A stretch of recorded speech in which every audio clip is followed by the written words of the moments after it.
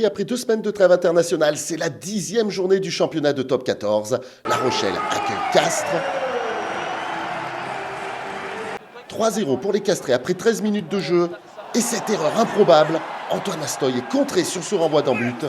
Teddy Durand récupère ce ballon et inscrit le premier essai de la rencontre. Castres mène 8-0.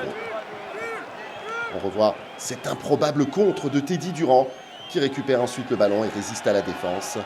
Les Castrés qui s'envolent même 13-0 après une demi-heure de jeu. La Rochelle se met enfin en marche avec son arme favorite, le groupé pénétrant. Le ballon va s'arrêter à 2 mètres de la ligne, un avantage est donné. Et cette équipe qui va essayer de travailler au ras de ce rug, Bergeon qui ne pourra pas retirer ce ballon parce qu'il s'est mis dans le groupe. Et derrière, c'est Jack Noël qui va en 2 temps venir inscrire le premier essai rochelais de cette rencontre. La Rochelle qui revient à 5-13. Et on revoit cette action, ce très bon groupe pénétrant autour de Kane Douglas. Ça avance, puis ça s'écroule. Les Castrés sont à la faute. Bergeon vient à la recherche de ce ballon. Puis pour le sécuriser, va se lier à son groupe. Dès lors, Jack Noël a compris que c'est lui qui doit jouer les demi-mêlées et les filous pour venir inscrire en 2 temps cet essai. Avec la transformation, ça fait 7-13. À 3 minutes de la pause, on envoie de la puissance dans l'axe, côté Rochelais. Ça n'aboutira pas. Monsieur Pradry intervient et donne une pénalité. Antoine Astoy a l'opportunité de ramener son équipe à 3 longueurs. Près de 40 mètres, ça passe entre les poteaux. La Rochelle 10, Castres 13, c'est le score à la pause.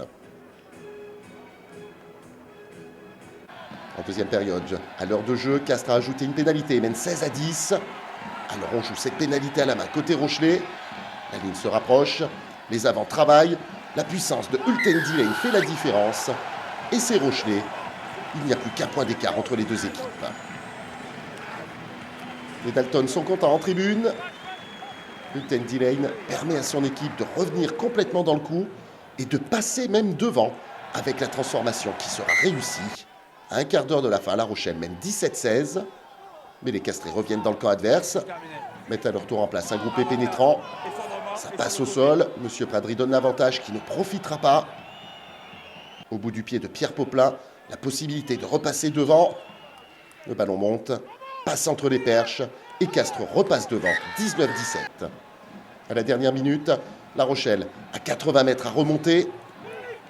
Mais les Rochelais vont perdre ce ballon dans ce regroupement. Teddy Durand, comme un symbole, dégage en touche. Julien Tastet peut exulter. Castres réalise l'exploit de cette 10e journée et vient s'imposer à La Rochelle. Une victoire qui permet aux Castrés de continuer dans la lutte du top 6. Sébastien Beauboul est quant à lui déçu. Son équipe de La Rochelle ne prend que le bonus défensif et reste en difficulté dans ce championnat.